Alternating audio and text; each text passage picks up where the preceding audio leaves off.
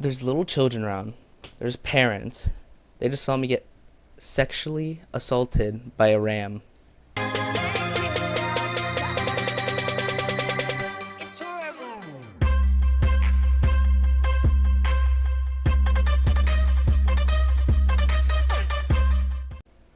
What's up, everybody? Crimson Reaper here.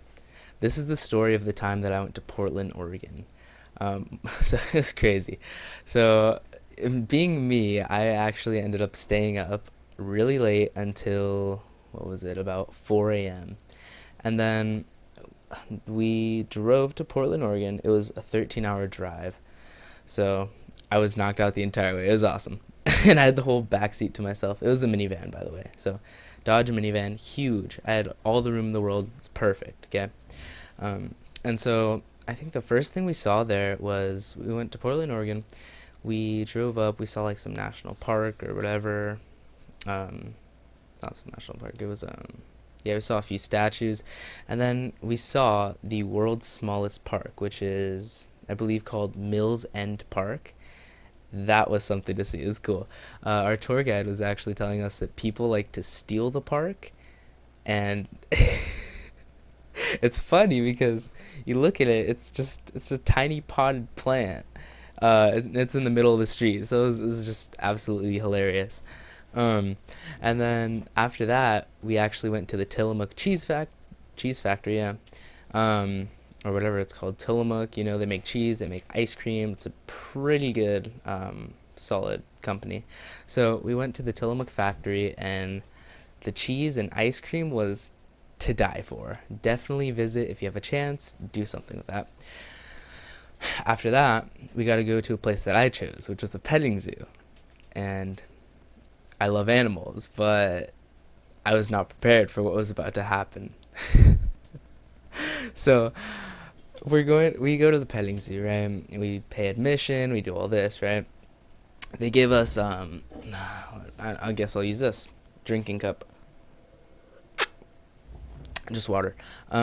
So they give us a waffle cone, and on the inside they put vegetables in it. It was peas, carrots, corn, stuff like that, right? So I'm like, okay, cool. Let's go see the animals. We're walking around, checking everything out.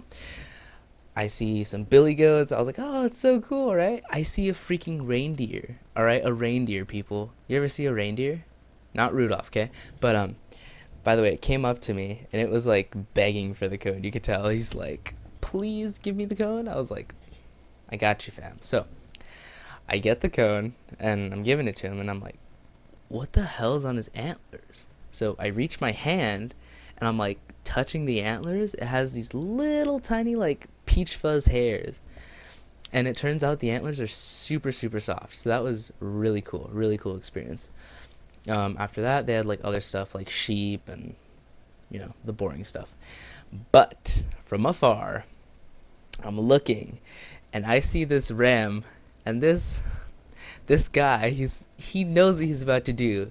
He starts walking towards me, right? And this is a few years ago, okay? I'm 19 now, but I think I was like 14, 15 at the time, and I didn't know how to deal with the ram. Like, nobody ever tells you like, hey, watch out, the ram's gonna want your cone. You better watch out, okay? There was no warnings, no anything. They're like, petting zoo, yeah, go ahead. I don't care what you do, just don't do anything stupid. But I did something stupid because I'm me. So I got my cup, right? And I see the ram, this motherfucker here. He's looking right at me. And I'm like, okay. I'm like petting the other animals, and he starts walking towards me, and I'm like, okay, like, hold on. I was like, hold on. What are you doing? And then this motherfucker gets faster and he starts running after me. So I'm freaking running. All right, I turn tail, I bolt. All right, like the fastest you ever seen. Usain Bolt. I bolt. I was out of there. Except for the fact that four legs actually turn out to be better than two. Um, So yeah, I learned that four legs is definitely a lot better than two. Um, and this guy, he comes up, butts me, headbutts me with his horns, and I go, "Ugh!"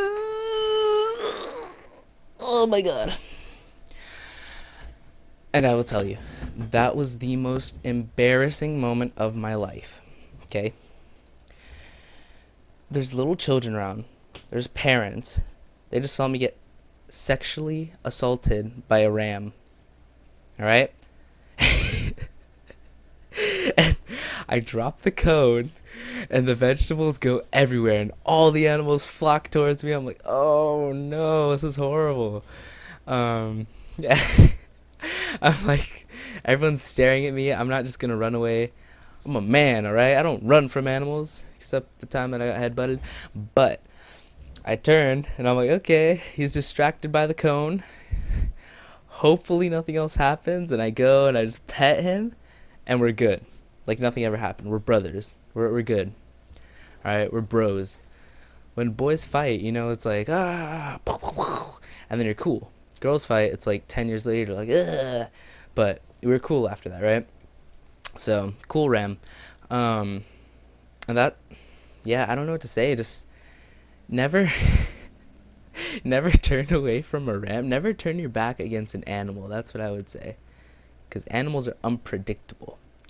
So, after that little fiasco, we end up going to the other side of the petting zoo, in which we saw things like what, like red foxes, which by the way, they, the red, okay, I'm not a part of PETA, okay, I'm not an animal rights activist, but dude, the there was a box about okay, from my, okay, no, it was pretty big, it was a pretty big box, a box the size of like my bed, right, a huge cage. It extends from this side of the room to this side of the room, okay, kind of like a box like the size of this room. And I mean, they put like two red foxes in there, and these guys were running fast as hell in the same direction for a good 20 minutes. Don't ask why I was standing there for 20 minutes watching these guys go in a square, okay? But they were going for about 15-20 minutes, and that was impressive. I was in shock. I was like, damn, these guys can run. It's like, they can outrun the ram. I need to learn from them. So that was cool. And then after that, I saw what, it was tigers or something, gorillas. I think it was tigers. My memory's a little but I do remember that ram. And then we go and I see gorillas. Okay, that's cool, right? Or it wasn't gorillas, it was apes. I see apes, okay, because I can't really classify them because I'm not a zoologist. But I see apes, right? And I see this little white boy next to me going, ooh, ah, ah, right? And that's like, he's like taunting them. He's like screaming at them. He's like, ah! Watch his knife kill, by the way. Sexy. Boom. And he's just taunting them, right? And I'm like, dude, I was like, what are you doing, right? And like, where are the parents? Parents are, oh, you're so cute. That's so funny. Oh my gosh, Jimbo. Oh my gosh. I don't know if his name is Jimmy, but I don't know. He's just some little white boy, right? And he's like taunting these apes, and they're going ballistic. The guy who's gonna feed them, they start throwing their shit at him. They start getting their poop, picking it up. They're throwing it at the guy. They are pissed, right? And they're telling the kid, like, hey, kid, they're gonna turn around. They're gonna look at you. They're gonna start throwing other stuff at you. They're not happy with you, right? Luckily, there was two fences because they did start throwing their poo at him, and that's when he stopped and ran away because he was scared. Never show fear. I never freeze. And after that, it was really cool because one of the, I don't know his title, one of the people at the petting zoo, okay, I'm sound stupid. One of the people at the petting zoo, one of the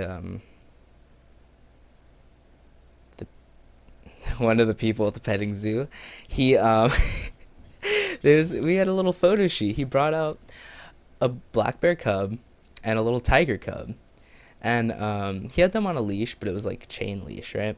And he put them on this log. about this big, and it was cool because you were able to kneel down beside it and be like, ah, take a picture, what's up, grandma, do whatever, right? And then you're able to like pet it and stuff, and it's really cool. It's just a really cool experience. And man, it was just awesome. I mean, the cubs were so cute. So yeah, that's probably one of my most embarrassing stories. My most embarrassing story probably is not suitable for YouTube, so I'll end it there. See y'all later. Ask me again, I'd say you're pretty much perfect to me. I'd say you're pretty much perfect to me. I could try to find one thing to change, but you're pretty much perfect to me. I'd say you're pretty much perfect to me. I'd say you're pretty much perfect to me. I could try to find one thing to change, but you're pretty much perfect to me. I'm sorry, I still